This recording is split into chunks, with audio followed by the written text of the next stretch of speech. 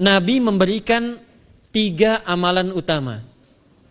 Saya akan bacakan dengan cepat 3 amalan utama yang dikuatkan oleh beliau kepada para sahabat sebelum tiba Ramadan dan sampai sekarang menjadi kurikulum Ramadan Nabi. Jadi kalau ibu bapak ingin mengeluarkan kurikulum Ramadan Nabi, nanti bikin agenda saat Ramadan. Ya, supaya nggak pusing nanti. Kalau masuk hari pertama apa yang dikerjakan, hari kedua apa yang dikerjakan, subuh apa, siang apa, sore apa. Cuman nanti saya berikan 3 yang pokok ini. Ada 3. 1, meningkatkan sholat. Saya ulang ya, meningkatkan apa? Sholat. Kalau meningkat secara singkatnya berarti bertambah dari yang sekedar fardu, tambah dengan apa? Sunnah. Maka dari sekarang keluarkan semua jenis sholat-sholat sunnah. Keluarkan dari sekarang apa saja, siang dan malamnya. Yang rawatib ada berapa rawatib? Rawatib 12. Ya, rawatib itu yang melekat dengan sholat fardu dan menentukan untuk memperbaiki sholat fardu. Menambah. Jadi kalau kurang khusyuk ditambah dengan sunnahnya disebut rawatib. Bisa sebelum, bisa setelah sholat fardu. Ada 12 dari hadis Nabi sallallahu alaihi wasallam. Man shalla isnatai asyrata raka'atan, siapa yang sholat 12 rakaat fi yaumin wa lailatin, yang mengiringi sholat fardu siang dan malam. Ya, bunyalahu bihinna baitun fil jannah, maka akan dibangunkan baginya satu rumah di surga kalau konsisten menunaikan 12 itu sampai meninggal dunia. Sahabat yang mendengar itu mengatakan kompak semuanya, sejak mendengar hadis itu kami usahakan istiqomah sampai meninggal tidak meninggalkannya. 12 itu 2 sebelum subuh, cepat. 4 sebelum zuhur, 2 setelah zuhur, 2 setelah maghrib, 2 setelah isya.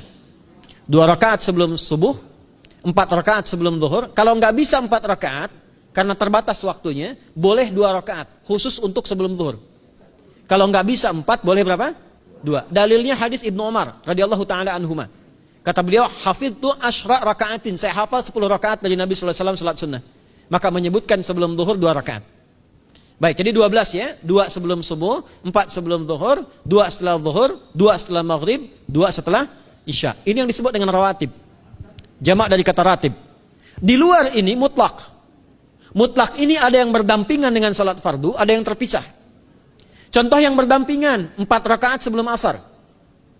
4 rakaat ini bukan disebut rawatib, tapi salat mutlak. Cuma waktunya berdampingan dengan salat fardu. Jadi dia nggak memengaruhi salat fardu, cuma punya keutamaan sendiri.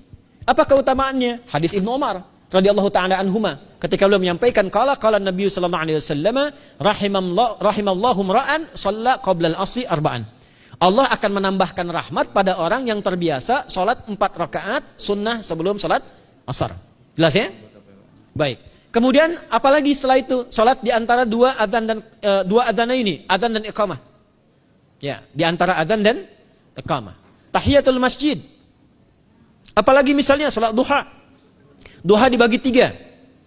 Awal duha itu kurang lebih 1,5 jam setelah salat subuh. Subuh sekarang misal 4:30, maka jam 6 muncul awal duha. Namanya syuruk. Saya ulang, salat apa namanya? Syuruk. Syuruk itu salat awal duha. Jumlah rakaatnya 2 rakaat. Man shalal ghadata fil jama'ati thumma yaqudu yadhkurullah subhanahu wa ta'ala fa yusalli rak'ataini fa kana alaihi ka ajri umratin wa hajjin, ya ka ajri ummatin wa hajjin tamatan. Siapa yang salat subuh 2 rakaat dengan berjamaah, ya, dan umumnya kalau berjamaah bisa ke masjid di masjid. Kalau tak mampu ke masjid, tunaikan di rumahnya. Setelah itu tidak beranjak dulu, dia duduk untuk berzikir kepada Allah. Zikir itu bisa baca Quran. Quran surah 15 ayat 9 itu Quran disebut dengan zikir. Quran surah 54 ayat 17, 22, 32, 40 itu Quran disebut dengan zikir. Bisa baca Quran, bisa berdoa.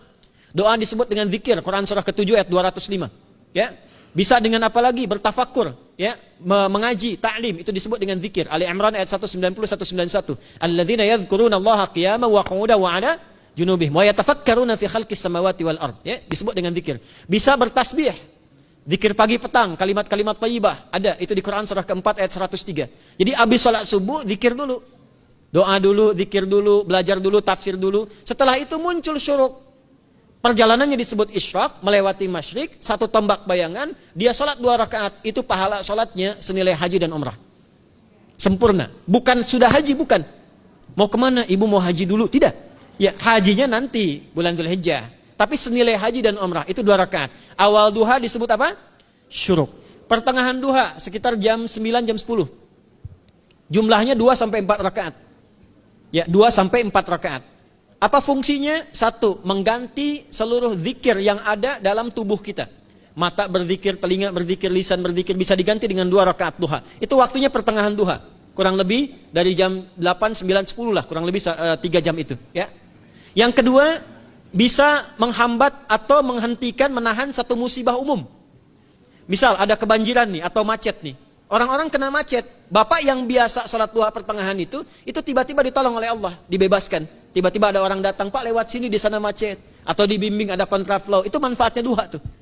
Yang pertengahan. Yang terakhir adalah akhir duha. Sekitar jam 10 sampai jam 11 menjelang ke zuhur. Ya, akhir duha itu jumlahnya dari 2 bisa 4 sampai 8 rakaat. Di antara manfaatnya bisa mempermudah datangnya rizki dengan izin Allah Subhanahu wa taala ketika ikhtiar. Itu duha. Nanti ke malamnya silahkan tahajud, tingkatkan tarawihnya sampai ditutup dengan witir. Itu salat. 2 yang terakhir saya cepat, 2 yang terakhir adalah banyak berinteraksi dengan Al-Qur'an. Ada 3 caranya. 1, banyak membaca. Itu namanya qiraah. Silahkan Bapak Ibu siapkan dari sekarang, targetnya khatam misalnya 1 kali, berapa juz? 30 juz.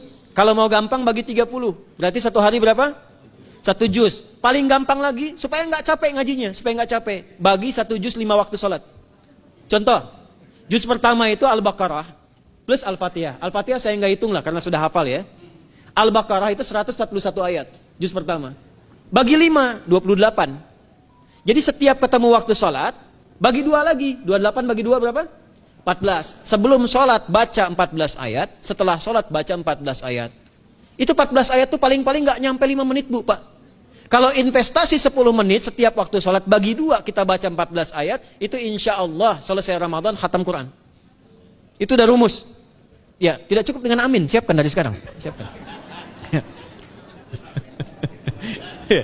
Ya.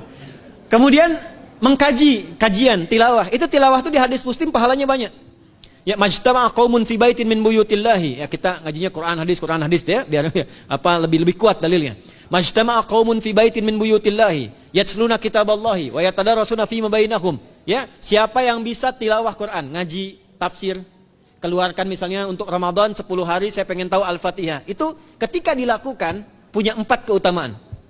1, ghasyiyatuhum rahmah. Selama ngaji, rahmat Allah dibentangkan. Kalau pengen doa cepat dikabulkan, kalau istighfar diampuni. Yang kedua, awas ini nazalat alaihimus sakinah, diberikan ketenangan dalam jiwa. Bapak Ibu pengen di rumah tangga nyari sakinah, isi dengan Quran di rumah. Amalan terakhir infak. Ya, hadisnya dari Ibnu Abbas, Ibnu Abbas radhiyallahu taala anhuma, qala, ya, beliau mengatakan kana Nabi sallallahu alaihi wasallam ajwadan nas wa ajwadu ma yakunu fi Ramadan. Adalah Nabi sallallahu alaihi wasallam itu orang yang sangat luar biasa dermawan dan lembut. Dan bertambah dermawan lagi ketika tiba Ramadan. Apa yang dilakukan Nabi? Mensupport sahabat, siapapun yang punya anggaran untuk infak, disiapkan sebelum Ramadan. Jangan berpikir banyak Bu. Yang penting ada anggaran, 30 ribu nggak ada masalah. Setiap hari 1000, tidak harus uang, makanan. Pernah dengar hadis ini nggak? Siapa yang memfasilitasi bukaan orang puasa, walaupun dengan sebiji kurma dan sehirup air, maka dia mendapatkan pahala seperti orang puasa itu tanpa dikurangi sedikit pun. Ada? Hadisnya sahih di At-Tirmidzi. Tapi bukan berarti nyari kurma ke Tanah Abang setiap hari 1. Terus minumnya 1 sedotan aja ganti-ganti. Ya, maksudnya apa? Yang paling minimal kita bisa keluarkan. Itu pahalanya 700 kali lipat dikali 10. Paling standar. 700 kali itu standar biasa di hari ini. Dalilnya Al-Baqarah ayat 261 yang dibacakan Adinda tadi kita itu. Ramadan kali 10 lagi. Maka dari itu disiapkan dari sekarang untuk infak. Kalau kami di desa itu, ibu saya selalu kalau Ramadan itu RT-nya setiap rumah. Ini untuk bukaan hari ini rumah A, rumah B, rumah C. Bukaan besok rumah A, rumah B, rumah C. Boleh tuh di PWM Pak dipraktikkan. Ya, misalnya anggota perserikatan siapa dikasih kesempatan. Mungkin nanti yang lain kurmanya, yang ini misalnya jeruknya, yang ini ininya. Setiap ada bukaan ya kirim ke yatimnya, ya kemudian ke pondok-pondok asuhan Muhammadiyah yang tadi disebutkan sekian ribu itu, cari pahala.